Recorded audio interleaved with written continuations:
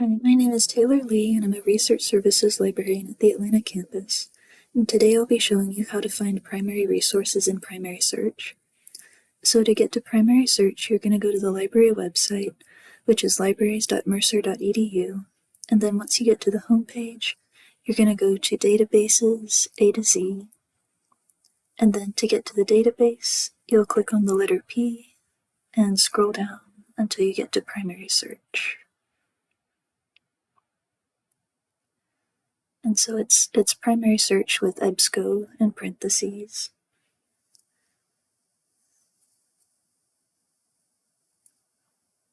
And so this is what the database looks like. And let's say you wanted to find primary resources about the Reconstruction era. So I'm going to type in Reconstruction in the search box.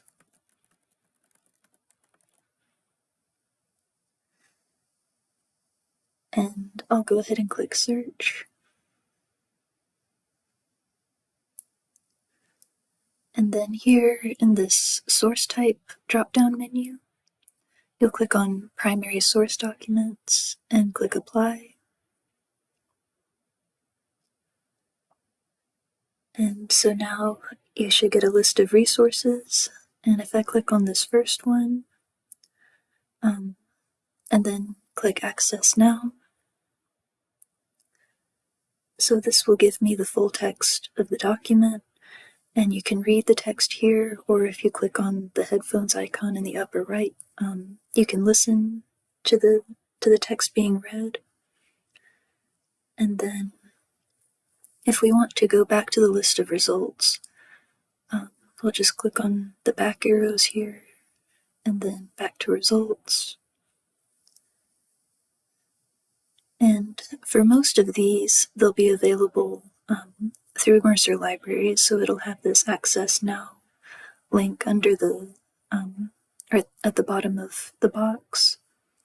But some of them may not be accessible through Mercer Libraries.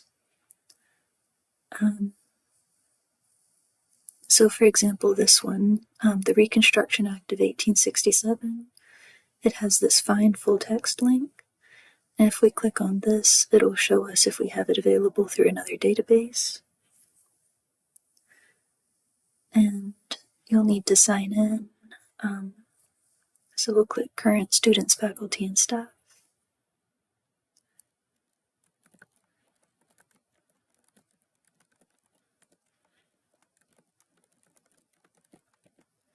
So I'm logging in with my email because I'm an employee, but if you're a student, your username will be your student ID number, and the password will be the same password that you use for Canvas. And so I'll click Sign In. And so it looks like we don't have this one available. So you would need to request it through Interlibrary Loan or ILO. And so you can just click on this ILL article request link. And it will take you to this form. And the information is already filled out for you. And you'll just need to check this box and then click Submit. And it will send you a notification when your request is ready for you to view or read it. And we usually get article requests within a week or so.